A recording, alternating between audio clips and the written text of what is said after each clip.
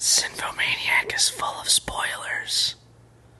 If the movie's there in the title, we're probably gonna say everything that happens in it.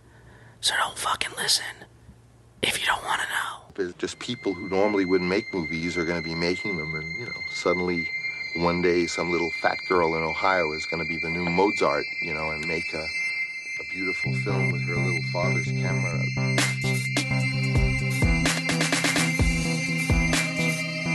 To me, the great hope is girl in Ohio is going to be the new Mozart. To me, the great hope is people who normally wouldn't make movies are going to be making them. To me, the great hope is Ohio is going to be the new Mozart. To me, the great hope is people who normally wouldn't make movies are going to be making. To me, the great hope is one day some little fat girl in Ohio is going to just be Mozart. Normally wouldn't make movies in Ohio is making them in Mozart. Just people who normally wouldn't make Mozart and be making. To me, the great hope girl in Ohio is going to make a Mozart beautiful film with her little father's camera recorder, and for once the so-called professionalism about movie Mozart destroyed forever, and it'll really become an art form. That's my opinion. Yeah, I suppose a good sort of starting point is to normally I think not always trying to plug my own stuff, but we did release a film that I was co-writer on, Mondo, Hollywoodland. You can find it on Amazon if you're interested. Mondo, Hollywoodland. Yeah, and it's actually also playing in theaters in LA at the Arena Cine Lounge on Sunset Boulevard in Hollywood. Right. Oh, so you're my right. God, yeah. I'm gonna have to go see it there. Yes, please do. There's a screening tomorrow afternoon. There's another screening on Friday. I'm not sure what the schedule is after that, but yeah, I think I'm gonna go see it tomorrow there as well during the afternoon. Congratulations! Yeah, no, it's really cool. I mean, I got to see it there this past Friday. We had like a special release screening, and it was really cool seeing it there because you're really right in the thick of, quote, Hollywood. And when we call this movie Mondo Hollywoodland, I mean, it's about Hollywood. Now, this is something that I feel like our burgeoning audience would appreciate. The film is actually the title and in the concept is a reference to a film from the late 1960s called Mondo Hollywood. That's actually an interesting kind of real hidden gem cult classic of a long bygone period. And, I actually first saw this film. This is a really cool connection. I first saw this film when Paul Thomas Anderson screened it at the AFI back in 2014. He was a special guest at the AFI that month. It was in November of 2014. Because Inherent Vice was coming out in December, and he premiered, I don't think he premiered the film there, but he screened the film there. And yeah, I got to go to that screening as well. But he asked the programmers at AFI, and they didn't even know about this movie, I don't think. I believe that was the story he was telling. To be like, hey, can we contact this director, who's an old guy now, and get him to screen us this film Mondo Hollywoodland, because it's a big influence on Inherent Vice. And it's just like a really cool, counterculture film. And Paul Thomas Anderson is a big proponent of these counterculture movies. He's really into, Robert Downey Sr.'s films. And I haven't heard him talk too much about John Waters, but I'm sure he's a big fan of those movies as well. So it's really cool. So this film is kind of like, myself and our director, my co-writer Yannick Ambrose, and our other co-writer and star Chris Blim. It's kind of our attempt to resurrect some of that culture and put it in a modern context. I mean, what's cool about the film too is, it was shot and set in 2018, so it's like pre-pandemic world, Donald Trump era world. And it kind of definitely deals with that stuff. And I think that what makes it so fun to see, because when I got to see it at the screening on Friday, I was just like, oh wow, this hits me in a totally different way. And I was involved with making the movie, and it hits me in a different way, because it's just like right, like it feels like that was a moment, that was a real moment in time. And this is a very good intersection of that. And also it's also very timeless, though, in the sense that these themes of what it means to what Hollywood culture is like, and we tackle it from three different perspectives. I don't know if I want to spoil them here, but the basic. Don't. I'm so excited to watch it. Yeah. No. Yeah. I won't say it, but I just say the basic gist is like, there's a certain type of person who's very plugged into like the sort of business and money and like capital culture. And then there's like people who are just like, total countercultural weirdos and dropouts of society. And then you have, people who are kind of like very engaged with that, like live out your dreams, struggling to make it types, and the film kind of covers all that. So I'm really, really proud of what it's become. And I think it's just a really fun movie, very funny, if I do say so myself. It's a comedy adventure film, if that makes sense. I'm so very proud of you, my friend, and I can't wait to see it. Yay! I'm glad I live close enough I can go to an actual screening. Yeah, no, for sure. And I think I think actually one of the other just last bits I'll say about that whole full circle thing of it. There was a review that I remember reading this past few days. I would call out the exact thing. I can't remember the source, but they mentioned Inherent Vice in it. And I was just like, oh, there you go. Mondo Hollywood to Inherent Vice to Mondo Hollywoodland. See, it makes a lot of sense. But yeah, so the other thing I want to just mention before we get into it is, we have our YouTube page up and running right now. And we're putting out some very exciting content on there because not only are we putting out the entire episodes, no video on it, just, so some still images here and there just to have something on the screen, but it's just the audio as you remember it. Not only are we doing that, but I've been kind of putting in these extra pieces of content, which are, further exploration. So last week we covered Tenet, and that just kind of provided almost the perfect film really to kind of do this with, because, we did some scene breakdowns in that podcast, and, I think they were very good in the flow of that conversation. But what I wanted to do is take them a step further. So I took those excerpts, set them, cut video to match everything so you can see exactly what we're talking about. And I wasn't just satisfied to leave it there, because I was like, well, actually, there's a couple little things I left out. So I'm going to add another video that kind of gives them more explanation. And then lastly, I just created a video that literally covers the entire timeline of that car chase sequence, which is the very complicated sequence in the film. Yes. And so, yes, you can actually follow right along, like beat to beat to beat, get the inverted, the verted, all that stuff just straightened out. So well done. Yeah. I mean, look, I've read a lot of Reddit posts about this stuff. I've seen other videos. I have to say, even though I'm a total amateur and new to this YouTube video game, I kind of think I nailed it. Like, I kind of think this is like the best video of all of them. Yeah, it is. It is. I mean, you know what? If you don't agree, too bad. I really do think it's the best one on the market. And that's because I was like, no one has this yet. No one has it just right. I'm going to get it just right.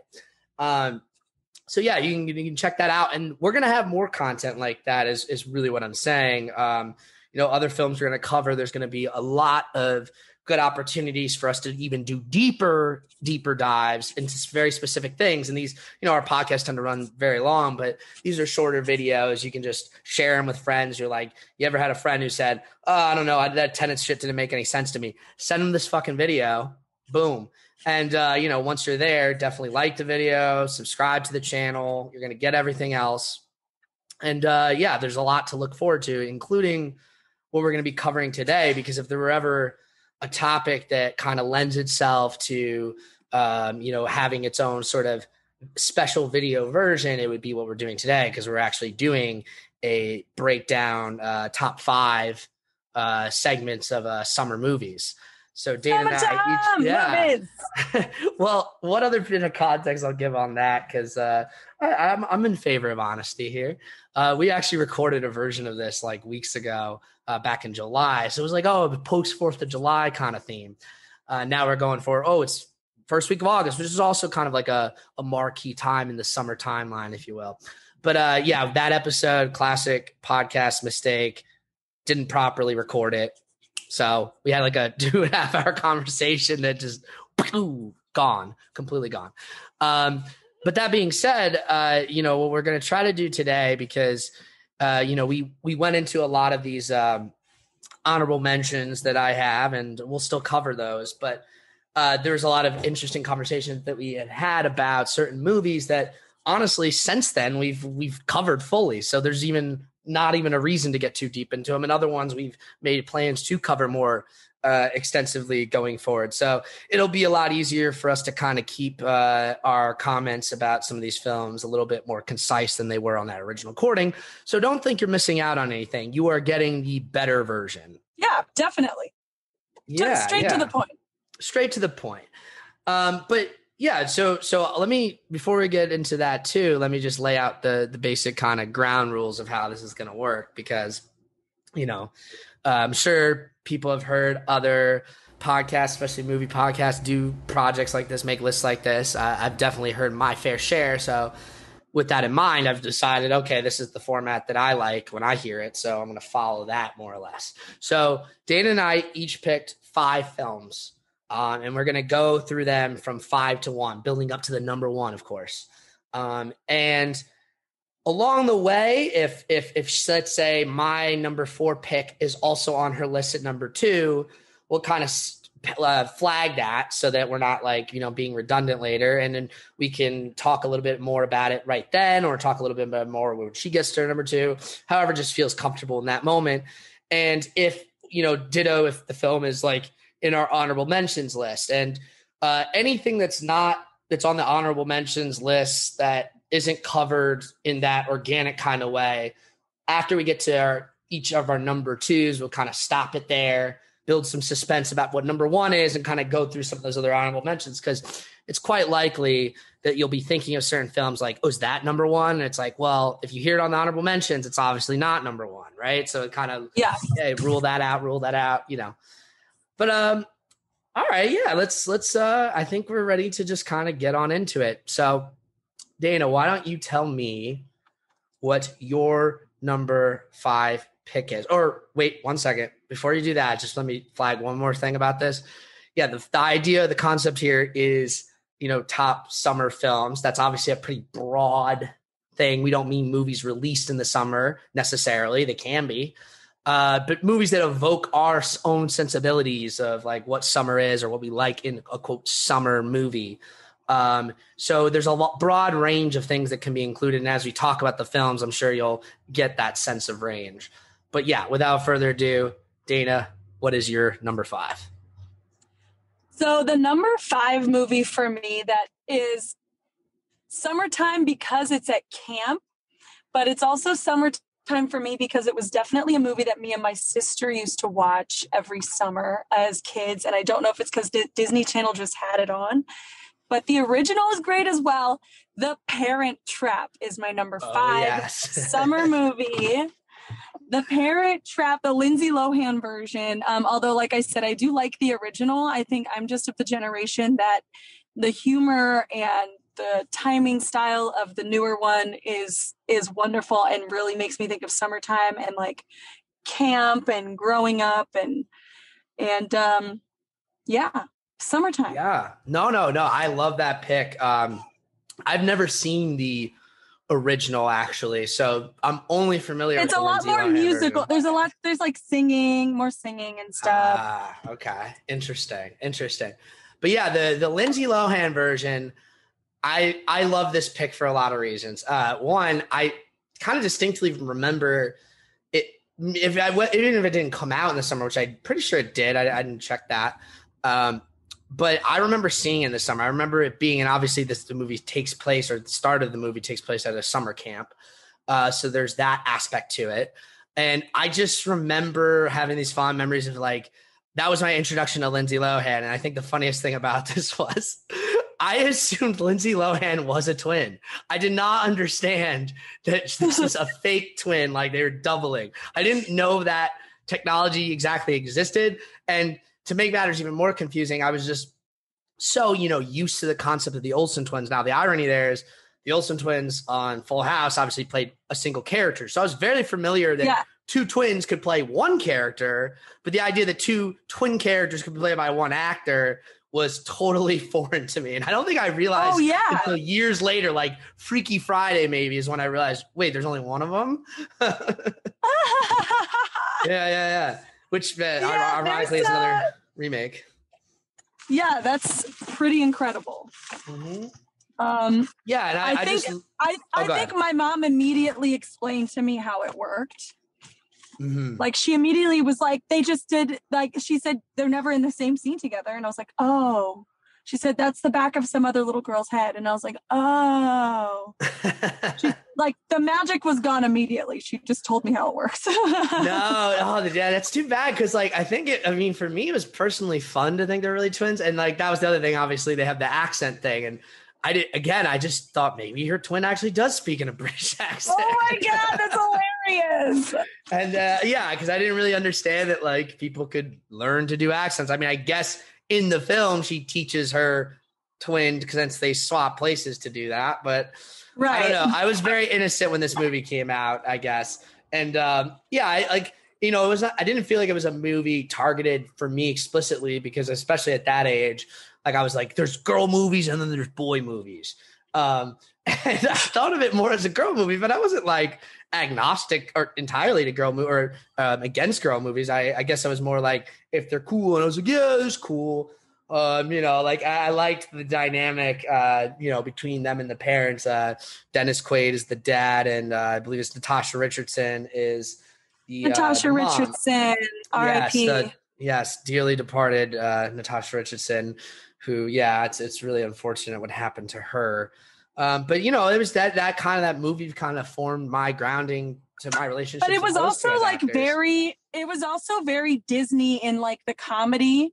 Mm-hmm. Meredith brought a lot of lightheartedness to it, her character, in the sense that like she's the one you want to prank.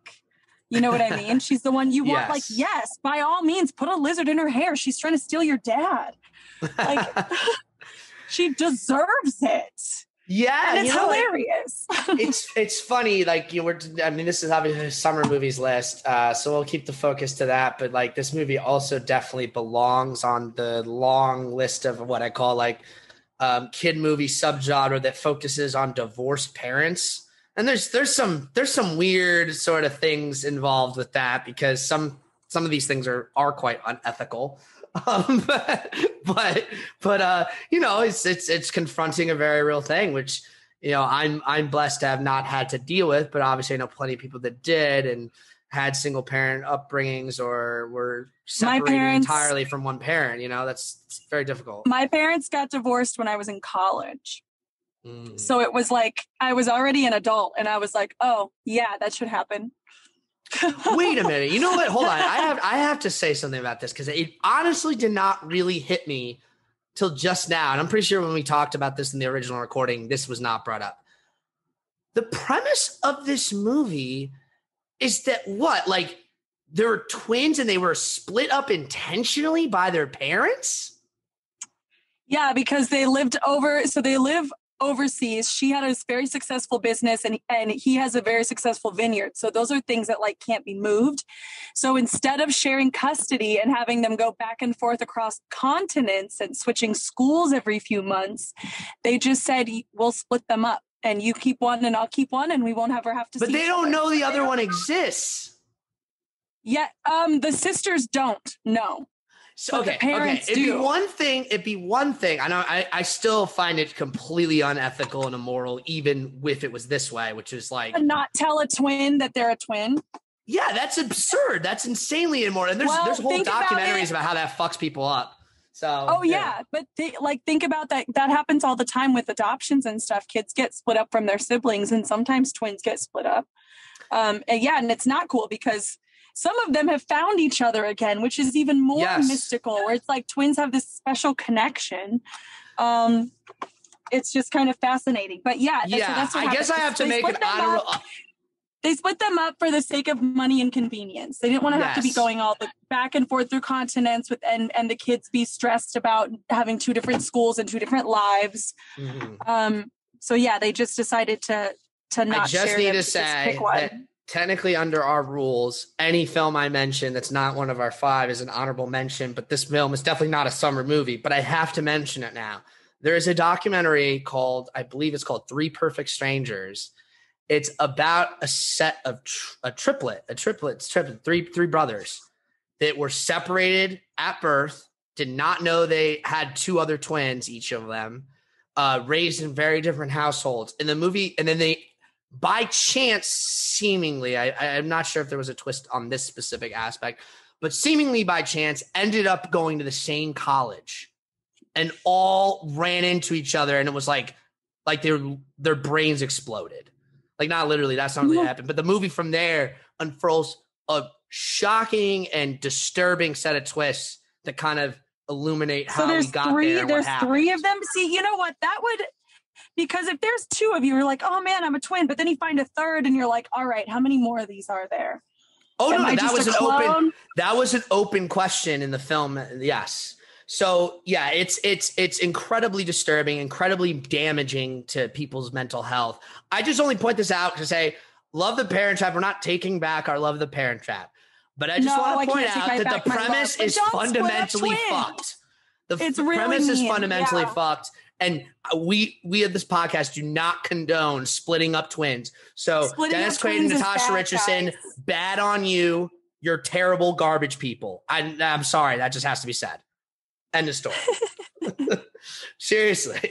Like, they're fucked up people. But anyway, okay, moving on to happier times. We got to move on because we haven't even talked about your number 5 pick for summertime movies.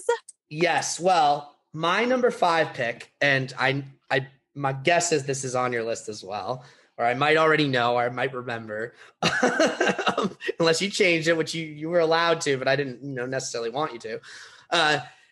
Number 5 is The Sandlot, the 1993 film about a bunch of kids who played baseball on a sandlot in the early 1960s. And it's particularly told from the perspective of Smalls, who's a small kid, a nerd, who doesn't have any friends because he's just moved to a new neighborhood with his mom and his new stepdad, who's played by Dennis Leary. It's funny. He's like, I don't know what to do. The only kids he seems to run across, these kids obsessed with playing baseball, but he doesn't know how to play baseball. And one kid, the hero, the best player on the team, Benny, happens to be super nice and just decides to look out for him and say, "Nah, dude, you can hang with us. The truth is we're all a bunch of misfits. We're not like these like cool elite kids. We're a bunch of misfits that all happen to hang out together because we are these misfits. And you can play baseball with us." And it's kind of about the magic of summer friendships with kids. And, eventually the movie it's like a kind of an unusual structure in the sense that it's very episodic and non-plot based until the last 20, 30-ish minutes of the movie, all of a sudden. And it's been building this up in the background. It's about the kids trying to get the baseball back from the back of the I'd say neighbor, the guy who lives behind the sandlot, who they have a bunch of urban legends about and how he's like evil and scary. The fact that it's revealed to be James Earl Jones and he's a player in the Negro League is both kind of like actually interesting and like well thought commentary on some level. So I give the movie some credit. It's got aspects that are definitely not PC and not woke, but it gets some woke points too, I'd say. Ahead of its time in that sense. It's a little bit of both. I mean, and that's one thing I'll say was actually my number 2. Ooh, pick see, it's a classic of this on era. My list. You mentioned The Sandlot, or you mentioned The Parent Trap. The Sandlot is absolutely my second favorite summer movie. Yeah, we're both of a certain age, so I think our lists are a little biased towards movies from the 90s and early 2000s. Which, hey, you know what? I imagine a lot of our listeners are from the same place, so it's all good there. But yeah, no, The Sandlot, it's like one of those films that just in terms of how I constructed my list, it's like this, I easily could have made this number 1. And I at one point wanted to, but it absolutely had to be on here in the proper top 5 and ended up getting pushed all the way down to 5. But it's a perfect movie. Anyone who hasn't seen it, please immediately go out and see it. Really, the last thing I just want to point out, getting back to that point about the Benny and the friendship. I mean, like the reason to me it's such a great summer film, it's not just the baseball, it's not just the 4th of July fireworks scene, it's not just any of that stuff. It's about like I just the personally, I personally deeply connect to this, which is, I know what it's like to be a kid and like maybe you're at camp or you're something and you don't know anybody and it's really fucking scary sometimes. You're just like, I don't know what to do. Is anyone going to like me? Is everyone going to hate me? I should just be quiet and hang out in the background. And, it really only takes one person to show you that kind of, sorry, I actually get a little emotional talking about this. It actually only takes one person to, show you that kindness and that generosity, and it can change your life. And that's what happens. 100%. That's what happens to Smalls, and it's a really beautiful thing. So I just want to shout that out, because it's a great movie. It's a great presentation of that. And I hope everyone gets that in their life. There's a lot of truthful moments like that. Yeah, absolutely. But okay, Dana, what is your number 4? My number 4 is in Spanish. Some of you may have seen it, heard of it, but it's a coming of age tale to me. And it's also in summertime, takes place in summertime, but it's more about the coming of age and the growth of these young men and the story. But it's a movie called Y tu mamá también. Yes. Yeah. On my honorable mentions list. Y tu mamá también is on my honorable mentions. Didn't make it into my top 5, but I absolutely put it on my honorable mentions because I needed to talk about it because I couldn't agree with you more. It's such a summer movie. And, I think it's a very fitting one. And it did, Sandlot represents the kind of early boyhood. Y tu mamá también is maybe Squints from Sandlot's Y tu mamá también time, but like which I didn't shout out, which actually I have to just say that I'm glad Y tu mamá también provided a segue into this because one of the all-time summer memories is the public pool shit, which is always something, whether it's public pool or country club pool or whatever it is, everyone should hopefully have that experience, especially if you grew up in a more kind of suburban environment, or even if you grew up in a very urban one, actually, because there's public pools all over the city as well. Right. It's like you go there with your boys and there's always like that, who's the pretty girl? And if it's the lifeguard, then you're like going to be a little transfixed. And Squints takes it quite too far. And this is one of the un-PC things in the movie for sure. But it's kind of one I can't knock because it's unfortunately very honest in its depravity, because boys when they start to really get that. I think it shows a lot of honesty. Yeah, and they as get a girl watching desperate. it, you're like, oh, okay, I get it. And also that peer pressure to be cool, because there's no doubt that Squints was trying to impress all his boys. I mean, that's like the whole thing, and he's just like, I can't take it anymore. And non-consensual things, I don't care what it is, are not good. Just clarify on that. But anyway, Y tu mamá también. There's, I consider, I'm trying to remember because it's been a while since I've seen it. I don't think there's anything quote non-consensual in that film, but there's a whole lot of consensual in this movie.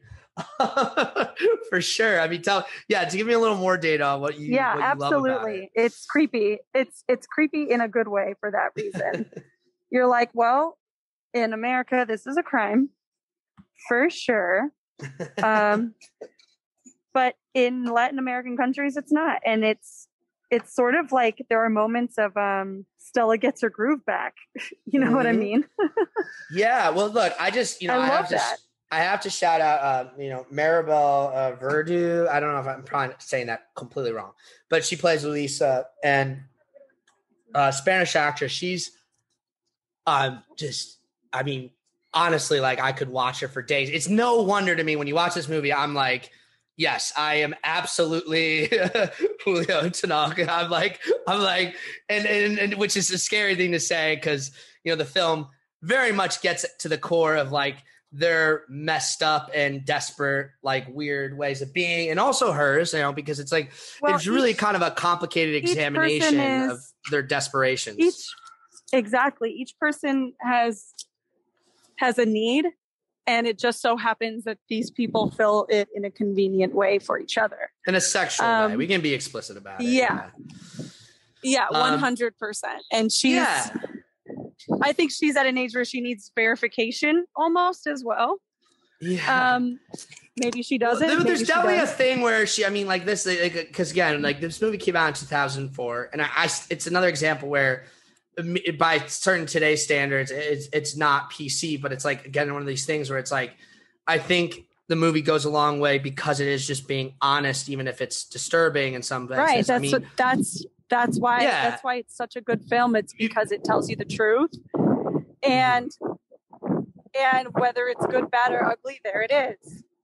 Yeah, I here's growing up in the summer for these people. Here's a true, what could be a true account. I think I just want to, point this out though, specifically, like, so people who maybe have seen, maybe you've seen it, but you haven't seen it in a while, or you haven't seen it. I mean, I don't consider this a spoiler per se, but just, by the way, on that, just unfortunately, it's like one of those things where you have to keep some suspense about the movies. We're going to try to avoid too deep spoilers, but I'm also not going to sweat myself on it. So if you hear a movie's name and you haven't seen it, I don't know, skip ahead. We'll have time codes.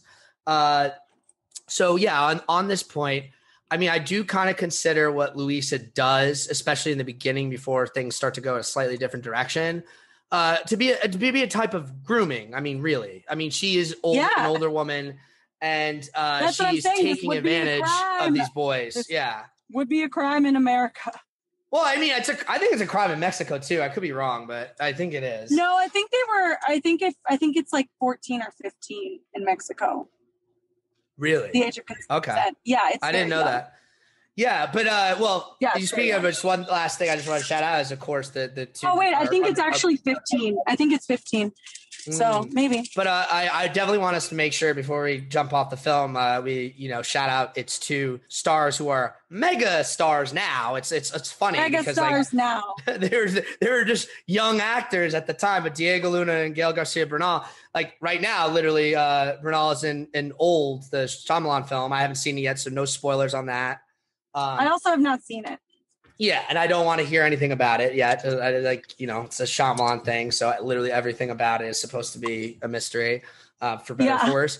But exactly. Diego Luna is like, he's in Star Wars. He has his own Star Wars Disney Plus show coming out. Like he has tons of action figures. Gael Garcia Bernal has Mozart in the Jungle on Amazon as well. Oh yeah, he's big work. Like they're both so successful right now, and deservedly so. Mm-hmm. They're both super talented guys. But if you want to see them as like barely pubescent boys, you can watch them in this film. Roots. This is the roots. Yes. One last thing I got to mention about this movie, because I cannot think of this movie without talking about it. I mean, first of all, we didn't even shout out this film as a film written and directed by Alfonso Cuarón. That he was a well-revered master. You all know who he is, I'm sure. But he also directed Harry Potter and the Prisoner of Azkaban, a Harry Potter movie. And when he was assigned to direct that movie, there was a lot of attention paid to the guy who directed Eat to Mama Tom Viet is doing this. And, I just remember very fondly in an interview, Daniel Radcliffe at the time couldn't have been older than 13 or 14 years old himself, was like talking about watching this movie and loving it. And I'm just like, interesting that a 13-year-old boy's watching this movie. I mean, hey, in some ways he is the target audience, but who knows what ideas he was giving him. And given that he's a child star, I'm sure he's seen worse in some ways. So make of that what you will. But okay. Yeah. So moving on to my number 4. Your number 4. What was my it? Number 4. I don't remember our first recording, so I really don't remember what yours were or mine. I'll give everyone a hint, because I gave my number 5. And I shit you not, I'm literally looking them right now on Letterboxd. That's how I made my list. All my top 5, the movie posters, are blue, like big blue sky. So it's, again, a very summer theme. Huh. It's very fitting. Yes. My number 4 pick is Porco Rosso, the film directed and written by Hayao Miyazaki, who, of course, we just recently talked about with Nausicaa. That episode's out. And if you have not listened to our Nausicaa discussion, please go back and listen to it. It's we get really deep, not only on Nausicaa itself, but the entire ethos and history of Studio Ghibli and Miyazaki, as well as the themes of environmental destruction and warfare. And obviously those themes pertain to Porco Rosso as well. The Porco Rosso, as far as Miyazaki films goes, is a bit less explicit, quite a bit less explicitly about environmentalism. It's really not too much focused on that at all. But it is very focused on warfare as a sort of a dark past. Like in the weird way, the film is a film noir. It's a blue sky, bright film noir, ironically, but it is a film noir in the sense that even the way Porco dresses with his when he's not in his pilot getup is literally a trench coat and a fedora. So Amazing. you know, and he smokes cigarettes and he like has a voice, and occasionally he narrates, not explicitly in like a narrated narration, but like, you know, he's talking over other scenes sometimes. And in the English language dub that Disney put out back in the early 2000s, that's another thing we get into explaining on our earlier Ghibli podcast. Voiced by Michael Keaton, who gives an amazing performance as this like one of the best lines of the film is like, yeah, I'd rather be a pig than a fascist. And yeah, as that just implies, the film takes place in the 1930s around the Adriatic Sea and Italy and the other island nations around there. There's some fictional sort of places involved as well here. But yeah, it's kind of about the rise of the fascist state and the kind of lead into World War II, and how war heroes, and I say war heroes in quotes, like Porco is, Marco would be his real name. You know, they're such skilled pilots that like the government is like, we need you to swear fealty to the state. And he's like, fuck that. I don't want to have anything to do with what you guys are cooking up. And also, you know, he's a pig because he's, quote, cursed, because even though, as far as you know, he didn't do anything, quote, wrong in his life, it's a curse due to his survivor's guilt concerning the fact that he, as a pilot in World War I, lost, and you see it. He lost his entire squadron. He was the only survivor, and there's a really just beautiful, transfixing, haunting, truly sad scene of where you see the old human version of him flying up the sky, and he loses his entire squad, and you see the planes float above the clouds, like kind of into like this heavenly realm, and he's just like, but he's confused, like screaming at him. He's like, where are you going? He's like lost, and like, it's profoundly sad. And to that point where his redemption comes in the film, because it's really a redemption story, is through his long lost love, who still holds the torch for him. Gio's like, the way she's drawn in this film is just so breathtakingly beautiful. Like the film, because of the period, leans into this whole like, it's set in the early 30s, but like, you know, early 30s, basically the 20s, like that flapper kind of style. She sings a jazz ballad in French that's like truly incredible. One of the best scenes in the movie. It's just like, and you know, Porco's rival is this American actor type who's basically drawn to look exactly like Clark Gable. And it's really cool. With the other side of the redemption, just really want to shout this out because it ties into Nausicaa, is this young, plucky girl who's an aeronautic engineer named Theo, who's basically Nausicaa just transplanted it into a different context, right? It's like the same actor, if you will. Like we talked about that in our Ghibli podcast, like the Tezuka kind of star system. And she's a really interesting character because she's like, oh, you doubt me because I'm a woman. Like the film is very forward about its feminist and pro-worker takes, which I really appreciate, because the whole thing is like, Porco needs to get his plane rebuilt. And, you know, it kind of also ties into what the rise of fascism is about. They're like, well, all my sons are either dead from the war or left town to look for work elsewhere and are never to come home probably again. And so he's like, I'm going to have all my aunts and cousins. And it's like this very Goodfellas scene right out of Goodfellas. It's like, this is my auntie, this is my auntie Sylvia, and this is my daughter Gina, and this is the cousin this, and this is Paula. Blah, blah, blah. So it's just like all these Italian woman names just filtering in. And so he has his plane built by a workforce of entirely elderly, middle-aged, and young women.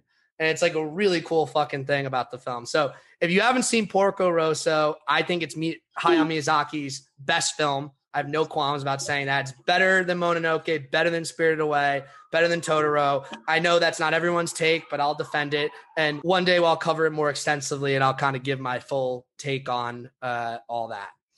But okay.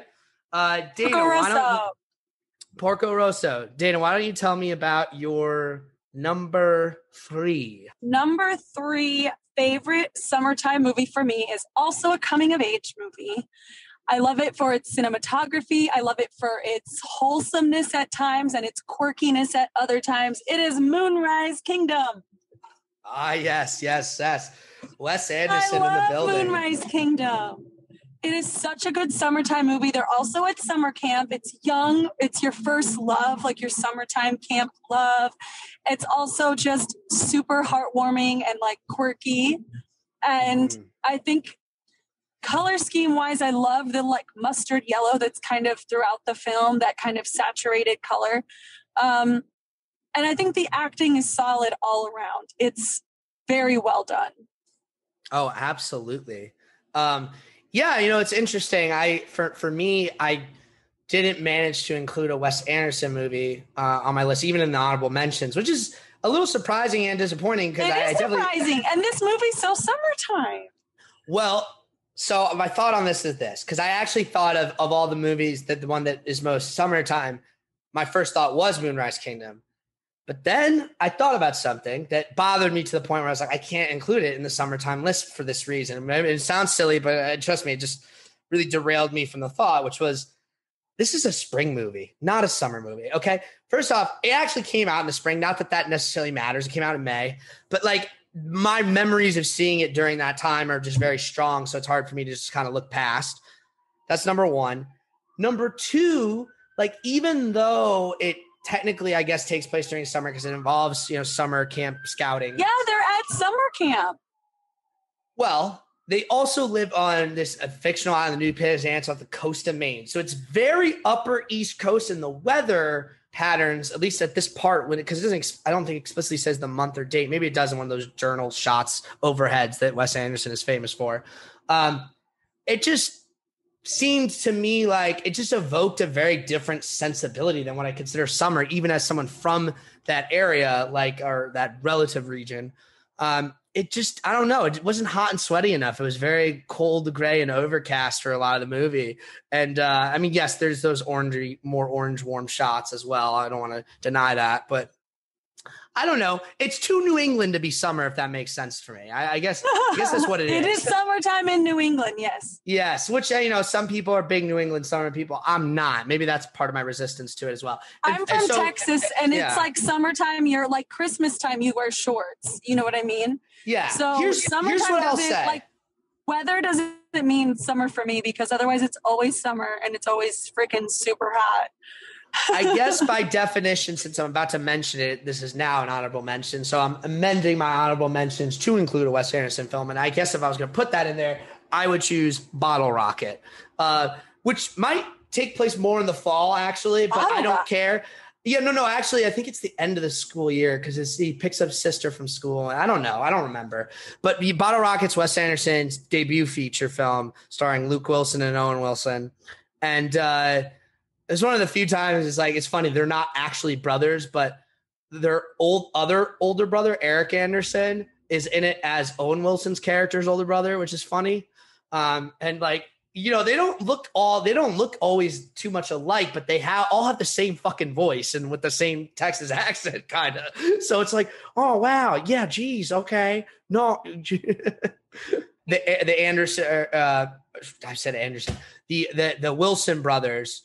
Eric Wilson, not Eric Anderson, if that's what I said earlier.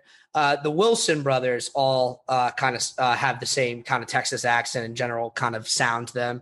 I mean, I feel like Luke is kind of easy to distinguish from Owen, but Eric's a little harder to tell apart. Or is it Andrew? Let me check that actually, because I don't want to get that messed up.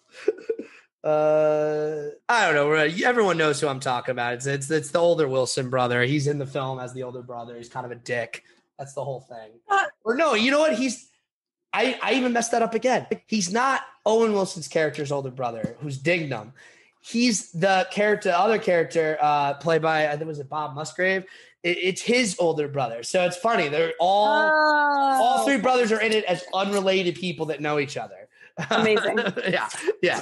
But it's a great film. It's it's early Wes Anderson. So while it's a lot of his styles and staples are already there, they're a lot less pronounced in this film. I think he was probably much more concerned about being a little bit more like easy to process, or just hadn't figured out how far he could take his symmetrical obsessions yet, you know. But a great film. And okay, well, that's your that was your number 3, right? Mooner's Kingdom. That was my number 3. We got to get to anything else you want to 3. add about it? Because I think I got us a little bit off talking about it too explicitly. Like, yeah, tell me more about other than if you haven't seen it, go see it. It's a young love story. It is adorable. The gumption of these kids is just so heartwarming. It makes me feel like I need to be young again to be in love like that. It's just so cute. If you haven't seen it, go watch it. All right, no worries. Definitely check that out. Okay, my number 3, quite a bit of a gear change from Moonrise Kingdom, I'll say. My number 3 is a film that, you know, is definitely very summer in terms of like quite the literal setting and evokes everything summer in terms of the heat, especially in New York City. But if you understand New York City and the effects of New York City heat and what it does to some people in New York City and the neighborhoods, and even historically, this pick will make a lot of sense to you. It's just not the uplifting pick that a lot of people typically associate with the rest of this list. Actually, you know, maybe the rest of my list isn't so uplifting. But my number 3 is Do the Right Thing, the Spike Lee film from 1989. And this is, yes, a deep film, classic film, incredibly important film. It's like important film with a capital I, as many people say, which isn't to knock it. I mean, I'm putting it on my list because this movie is a movie that everyone should see. It is a movie that does hold up incredibly well. It stands the test of time.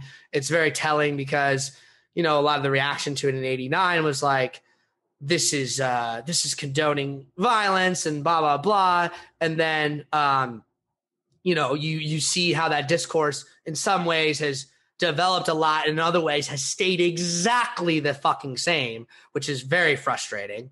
You know, the whole discourse over the last 2020 summer with George Floyd, you know, which that you know, what happened in June and kind of kicked off, or was it end of May? Around then. I think it was May, Yeah, it kicked off a whole sort of, you know, series of protests nationwide. And with that came a lot of, in my opinion, concern trolling about rioting and looting and this and that and all this sort of thing and discourse. And, you know, it's very complicated. And I don't mean to attempt to unpack all that right now. But I will say with Do the Right Thing, you know, I include in the summer list not just to make some segue so we can talk about serious things, not in the slightest. 2 reasons. Number 1 is you have to remember with this film that while it is ultimately clearly all building to what eventually happens, which, again, spoilers for the Do the Right Thing, is Radio Raheem, one of the characters established, is murdered by the police, or at the very least choked to death while being restrained by the police if you don't want to assign guilt or blame for whatever reason. You know, that's what happens at the end of the film and the sort of riot that follows. But, you know, the rest of the, what is it? What's the runtime on it? 120 minutes, 2 hours. The rest of like the hour and a half before that is not a light film. There's a lot of frank discussions about race and racial politics, but it's a vibey, episodic kind of look at a neighborhood throughout the course of a day that happens to be the hottest day of the year. Right. You know, so there is lighter moments and romantic touches, and it's really about the culture of the neighborhood of Bed-Stuy, which in 1989 was still a predominantly Black neighborhood with a Black historical significance. Since then, it's, you know, become increasingly gentrified. And at the time, you know, the whole discourse in the movie is like, there's an Italian run pizza place in this Black neighborhood. And what does that mean when it's Italian owners and Mookie, who's played by Spike Lee himself, works for them as their delivery guy? You know, what does that mean? How does that affect the quote Italian sons, one of whom is played by John Turturro, who, you know, is working under this and is like, has an incredible amount of racial prejudice that he has no problem voicing. And again, the movie part of, I say it's like, it has these frank discussions, and I don't mean to say anything about that is light, but the movie is, you know, using a certain type of honesty and frankness that, like, the conversations between Mookie and John Turturro often feel like kind of comedic and farcical, not farcical, but comedic in the sense of they feel true to life. Like he's dropping M-bombs and being incredibly racist, but he's kind of like, yeah, it's just how the guys talk. This is just kind of how they hang out. Mm-hmm. And that, They're trying dovetails. to give a snapshot of real life. Yeah, this dovetails into the other scenes. But some of my favorite stuff is just all the, the guys who drink out, sit in their lawn chairs on the street and drink and talk about the women who walk by, or like, some of the whole like little battle between the one like Hotep's kind of guy and character played by actually Giancarlo Esposito, who people know as Gus from Breaking Bad, plays, I forget it, bugging out. Radio, who like kind of is part of the reason Radio Raheem gets in the situation he is, because he's like, Radio Raheem's kind of like bugging out's muscle while bugging out goes into the pizza place and complains, how come you don't got any brothers on the wall? Like, it's this whole thing. It's a very interesting film, obviously a very important film, but it really speaks to a New York summer that I have experienced and relate to. When I would visit my grandmother who lived in the Bronx and like would sleep during this hot, she didn't really have AC. A lot of people in New York don't have AC, which is crazy but true, because it gets so hot there. The humidity, that is crazy, and the way the buildings kind of like block the airflow, it just gets this very stale, humid. The way the steam's coming up from the subway, it's this very stale, like humid, kind of gross air, and it makes you go a little crazy sometimes. And one of the common cultures is, kids will go pop fire hydrants, right? And this is like your big reprieve. It's like the fire hydrants pop, kids run out into the water. It's a great, beautiful thing. Unfortunately, popping the fire hydrant is illegal. And so cops just come over it. And that's why there's always that tension there, because you're just trying to get out of the heat and you're going to be harassed. And this is, again, something that only would happen in a neighborhood where you probably don't have AC or easy access to a swimming pool. Exactly. Yeah, exactly. So, yeah, do the right thing. I think the title kind of says it all. Do the right thing and watch it. And this is not I just want to shout this out because, I've liked a lot of Spike Lee's later films, of course. But Spike Lee just doing some weird stuff lately with some of the companies he's repping on some of his commercials. I won't get into that, but Spike Lee, if you happen to hear this, can you save yourself and not do that stuff? Just say it. So we were going to talk about my number 2 movie, but you already did it, because my number 2 movie was your number 5 summer movie, The Sandlot. Yeah, no. So yeah, since we already talked about it, I'll just say, if you want to add any just additional thoughts or like maybe your own like kind of personal connection to it or whatever is with that, now would be the time to just give us a little bit more maybe. I think when I was watching The Sandlot, it was like summertime weekends at grandma's house, having had been outside and playing in the yard. And I don't think I identify with like the scary dog, but that we are, our neighbors did have dogs, and it was like, oh man, we would have to climb the fence if we, hit our little wiffle ball over there, which we never could because it's not heavy. But I think all of those memories, you get flashes of those when you watch the movies you watched during summertime when you were a kid, at least for me. And The Sandlot's one of those. Yeah, I have a bunch of honorable mentions. Yeah, that didn't make my top 5, but that I think are before important. You get to your honorable mentions, though, I want to make sure I get my number 2, because then we're gonna just. Oh, that's right. You're number 2. Yes. We haven't done mine yet. We were just talking about my number 3, Do the Right Thing, and then your number 2 is The Sandlot.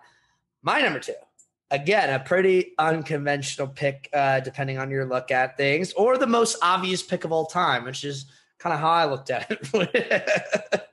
Which is my number 2 is Midsommar, the 2019 Ari Aster film, which, as the title implies, is about the middle of summer. Movie came out in July. The middle of summer. The middle of summer. I don't know if that's what it's about, but yeah. But it is, you just like a nice summer vacation.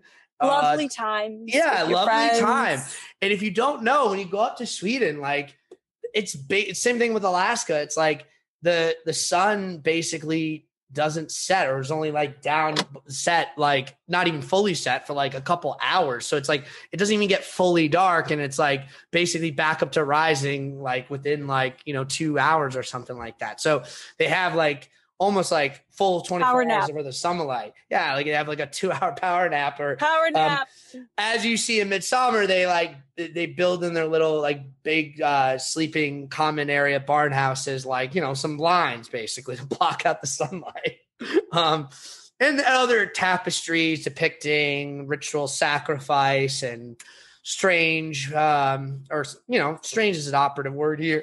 Because the movie, not to be too cute about it, and spoilers again for Midsommar, please go out and see it. You'll have a great, wonderful time. I promise. I swear I'm being sincere. I don't promise that. I do not promise that. That's on Marcus. Yes, the movie poster kind of says it all because, like I said, it's a big, beautiful blue sky, but it's a close-up of half of Florence Pugh's face, like crying hysterically. Yeah, pew pew. Florence Pugh, our old friend from Black Widow, or I should say, our old friend from this, or even the earlier works. She is Lady Macbeth, for example. She is the star of this film. She plays a young woman who his boyfriend is kind of an asshole, does not really care about that she just went through like the worst personal tragedy anyone could fucking imagine. And I'm not going to spoil that, even though everyone who's heard it knows. I just don't even want to recap it. It's bad. And the movie opens in that, and it's one of my favorite and most like purposeful and amazing kind of film openings, but it's obviously incredibly dark and disturbing. And then it's like, oh, hey, me and my buddies, because we all study anthropology, are going to go to this commune in Sweden that's like very traditional. It's basically a traditional tribal community. And we have one of our sort of fellow students is actually from that community. So he's invited us to come back and study their community, and we'll be able to write our thesis papers on this community, right? Which has basically preserved its ways intact for, hundreds, even thousands of years.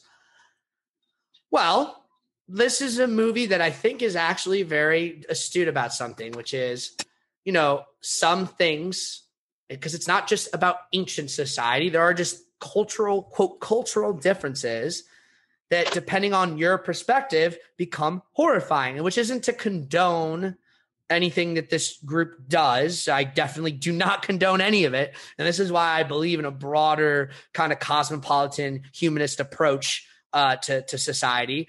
But at the same time, the film and part of the persuasion of this group, which starts to function, at least from the perspective of Florence Pugh, like a cult that's trying to recruit her into the cult, right?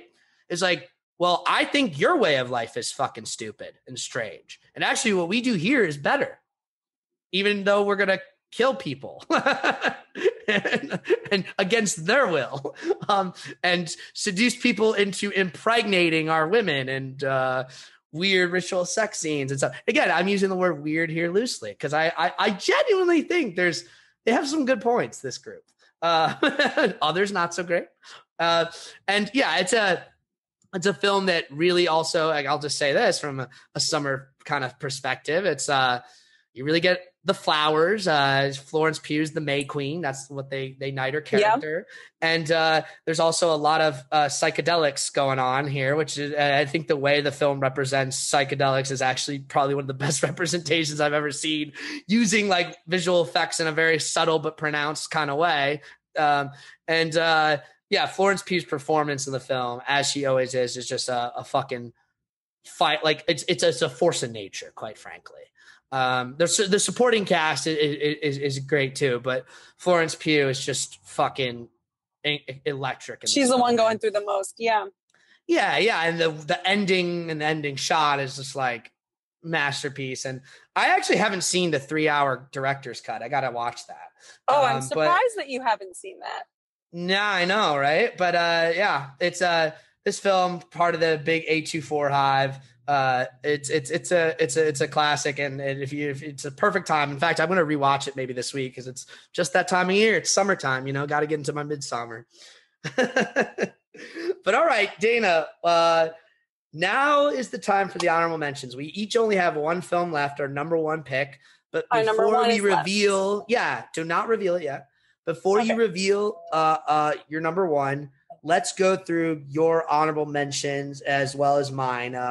I think if I'm, just basing this on the last conversation, you probably have quite a bit fewer than I do. I have a lot. So why don't we just go through mentions? You think I have fewer than you? I mean, that's what I remember from last time. I'm going to assume. So I don't remember. Okay. Yeah. How about this? We'll do it like this. We'll each kind of mention honorable mention. I might have to mention two at a time just because like certain films are kind of in a pair. So I might do that, but we'll keep going back and forth. And if you run out of them first, I'll just keep listing mine, Well, I can do the first set of mine in pairs. Oh, wait, I don't need to do that, I suppose. One of my top honorable mentions only takes place in summer over a number of years, or hypothetically a number of years. It is everyone's Keanu Reeves heartthrob movie. And of course, it's Point Break. It's such a good summer movie because they're robbing banks in the summertime. It's just so much fun. Yeah, it's so much fun. It's surfers robbing banks. And robbing banks, yeah. I mean, do you get more summertime than that? I'll just say, love Point Break. Has some of the most classic, most memeable film moments of all time. The tributes to it in the film Edgar Wright's Hot Fuzz alone are just some of my favorite comedy bits ever. The shooting the gun in the air shit. Yeah. Patrick Swayze, R.I.P. Keanu Reeves, still the fucking absolute man. Catherine Bigelow, fantastic director. Gotta love Point Break. So my first two honorable mentions are, I kind of already did mention them, but I just didn't flag them as honorable mentions. These are two other Ghibli Hayao Miyazaki films, which I associate with summer, well, either because when they were released in the US theatrically, or just like kind of the vibe of Ghibli and Miyazaki is just very summery in general. It's because it's all about nature. The colors, the colors are very water, green. It's like there's a lot. The sky, there's just a lot of elements that evoke it for me. So those two films specifically are Spirited Away, of course. Oh, which has this whole like it's almost similar to Sandlot, like the idea of like moving and during the summer moving to the country and not knowing anybody, and obviously Chihiro doesn't even get to deal with that. It also has such a message too. Yeah, it's like she gets sucked into this world of the spirits, and I think the message you're referring to is this environmental one, of course, which is like fucking. Don't stop polluting the goddamn river. Very simple, actually, in that sense. Yeah. But it's a great film. And the other one is Howl's Moving Castle, which is a film I definitely want to make sure. I haven't seen that one yet. Yes. And I really want us to cover this at some point. We just did Nausicaa, so I think we can take a break from covering another full Miyazaki Ghibli film for quite a while. But eventually, I definitely want to make sure we cover Howl, because Howl is, I think, maybe Miyazaki's most misunderstood film, in my opinion. Because I think a lot of people, it was the follow-up to Spirited Away. I think a lot of people kind of like think it's like, man, or they just think it's like confusing / like not that interesting. And it can be a little boring if you're not like paying attention to it in a certain kind of way. But that's my whole point, is that if you pay attention to it in what I would argue is the right way, and deal with its themes and ideas in the way I would, I think you'll find that its message is really strong, and it's one of his stronger thematic explorations. Because, I don't want to give the game away, but when we talk about Porca and this idea of war and fascism, I mean, this film is also about war, of course. Like, it's this big common theme, right?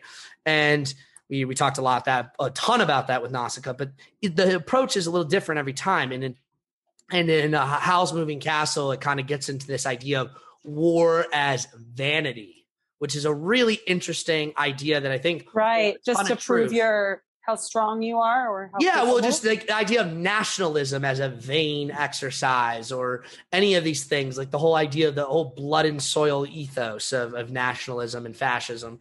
Like these are vain ideas that like are about human vanity, and it also pairs in this because the whole movie's about curses related to vanity, like Hal is obsessed with being beautiful, and Sophie is a woman who doesn't believe she's beautiful, even though she is always attractive. She thinks she's ugly and homely and hides from the world and is very shy, and it feels like outshone by her sisters, who are much more like, oh, they wear the makeup and are girly girls. And she gets cursed by a witch who turns her into an old woman. And she now thinks, oh, I'm so ugly, I'm so old. And the film kind of starts to show like, well, you know, people tie. So this is the reason why it's super resonant in our society today. People tie in their sense of self-worth to these things. You know, your self-worth is tied to these periods. So Sophie's problem isn't that she's, quote, ugly or not beautiful. It's that she has no self-worth. But how does a person who has no self-worth, without them even realizing it, because that's the other beautiful thing the film does, and I think it makes it hard for people to understand because they're so used to films holding their fucking hand and telling them how they're supposed to interpret things, right? This film doesn't do that. This film has a character go through a profound series of personal transformations. I'm not even just talking about the physical ones, though they are the physical. There is the physical component to it. Internal, like how they perceive of themselves and their sense of self. And they go through these profound changes throughout the film, but the film doesn't like go out of its way other than to use those visual cues to explain it to you. You have to be paying attention and thinking about it. So, you know, it's like she goes from a woman who has no self-worth to a woman who has an incredible sense of self-worth. And because of that, you know, again, major spoilers, but I think just to drive the point home, and I want you to see the film, of course, but I feel like I have to say this. It's kind of that classic fairy tale thing. She becomes like radiantly and undeniably beautiful, right? So it's like, it's all this whole thing. But like I said, the film is using even all of that as a mirror to analyze a certain sort of more complicated analysis of the way war and nation states and monarchies and aristocracies and these things kind of pollute our sense of worth and how we relate to that and the destruction that it brings. Because, you know, it's like if a king's not feeling too happy about himself, he might say, fuck it, let's do some destruction. Like there's a very human war is fun. root. Yeah, well, it's for real. If you're a king who doesn't have to do anything, you just point your finger and it's fun. Sure. Yeah. So there's a lot of that. Let's go take some things from some people. Oh yeah. Let's go claim some lands where a bunch of people live. Yep. Oh yeah. And you know, mine now. The movie. I'll just say last thing I'll say about Howl's Moving Castle, just to take some of the seriousness out of it. It's a very cute and charming film with like a very interesting visual design. The quote titular moving castle is fascinating to look at. And features the English voice cast features Christian Bale as Hal and Emily Mortimer. Wow. Yeah, and Billy Crystal as this fire demon who moves the castle, and he's like, is Billy Crystal, so it's a very kind of like, what are you talking about? Like it's like this New York Jewish thing. It's very funny. And yeah, young Josh Hutcherson, when he's still like a prepubescent kid voicing the little kid wizard. Yeah, it's great movie. Okay, give me your next honorable mention, Dana. My next honorable mention is also a surfing movie.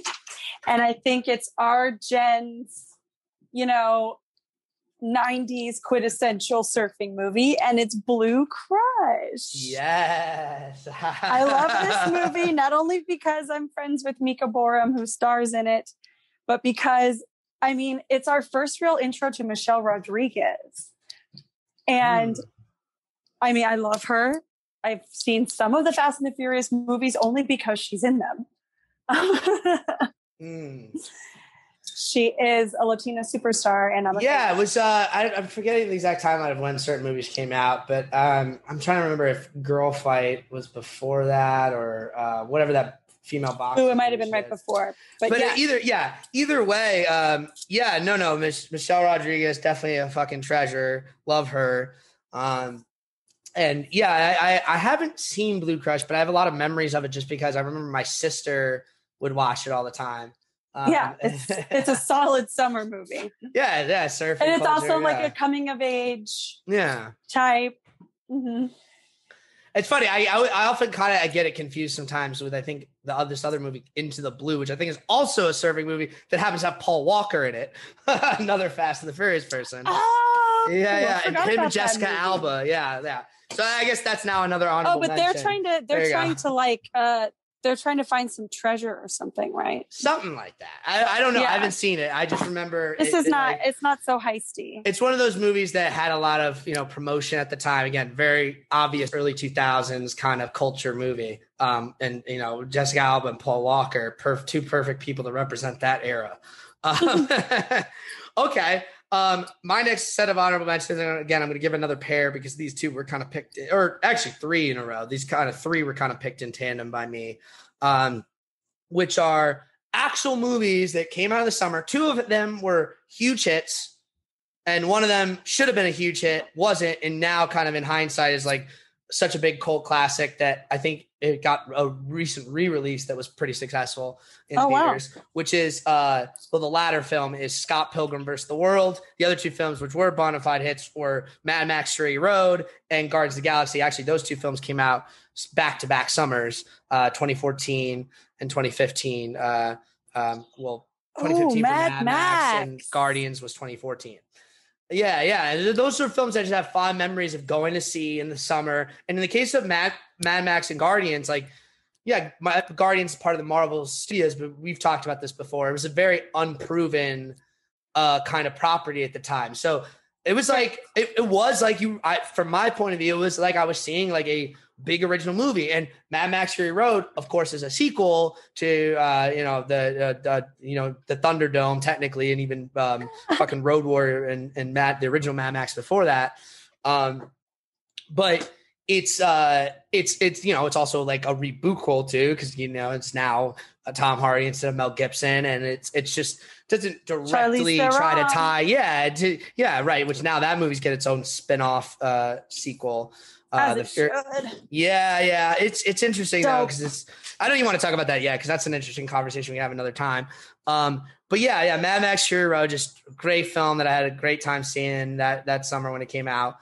Scott Pilgrim was something I was super anticipating that summer when it came out, because I was a huge fan of the comics. I was like mainlining them.